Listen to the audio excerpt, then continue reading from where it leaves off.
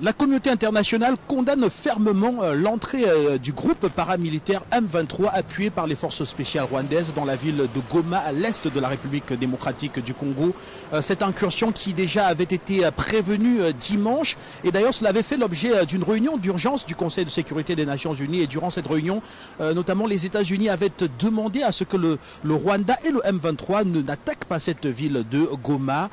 Mais malheureusement, cela n'a pas été suivi et ce matin, l'on apprend aux quatre coins du monde entier, et ici même à Berlin, en Allemagne, où nous nous trouvons actuellement, que le M23, appuyé par le Rwanda, combat désormais dans les quartiers de Goma, ce qui a exposé plus de 3 millions de personnes à une situation d'extrême urgence, notamment de violence liée au combat et aussi d'urgence humanitaire. 3 millions de personnes sont donc forcées de se déplacer actuellement, ce qui suscite beaucoup de craintes au sein de la communauté internationale quant à ce que deviendront ces personnes-là qui désormais se retrouvent sur le théâtre d'opération entre le Congo d'un côté et puis le M23 de l'autre côté appuyé par les forces spéciales rwandaises.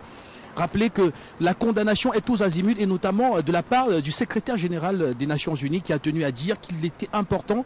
qu'il n'y ait pas cette attaque de la ville de Goma. D'ailleurs, le secrétaire général adjoint en charge des opérations de maintien de la paix, Jean-Pierre Lacroix, le français, avait d'ailleurs tenu à dire qu'il était important pour le M23 et le Rwanda de savoir que les Nations Unies n'accepteraient pas une telle incursion, raison pour laquelle d'ailleurs les casques bleus se battent aux côtés des forces congolaises engagées sur le terrain. D'ailleurs, il y a déjà eu 3 morts du côté des casques bleus, mais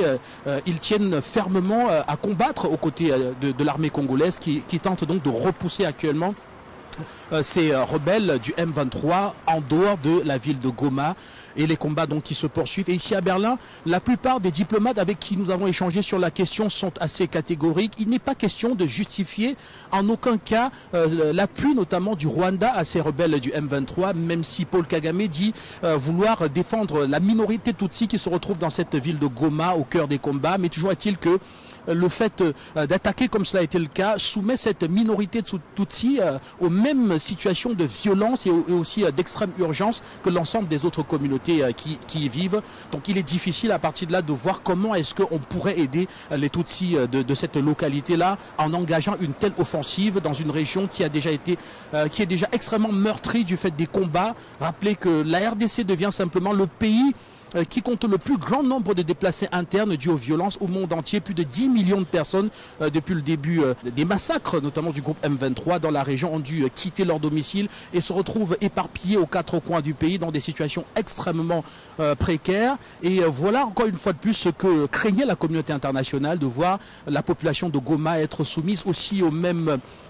atrocités et également à la même violence qui a poussé beaucoup de populations de la République démocratique du Congo à quitter leur domicile. À Afrique Média, on va continuer à suivre tout cela ici sur place à Berlin, à discuter notamment avec les diplomates pour comprendre les différentes voix qui vont se prononcer. Rappelez que tel que nous percevons cela, la communauté internationale n'est pas sur le point de faiblir et cela n'exclut pas qu'il y ait des sanctions notamment contre Paul Kagame. Rappelez que c'est ce que demande la République démocratique du Congo, qu'il y ait des sanctions contre le Rwanda pour pousser donc le Rwanda à reculer dans cet appui aux rebelles du M23 et donc forcément que dans les prochaines heures, voire dans les prochains jours, le Conseil de sécurité va encore se réunir et du côté du Congo, la détermination reste la même, c'est de faire en sorte qu'il y ait des sanctions contre le Rwanda et contre Paul Kagame pour le pousser donc à faire machine arrière.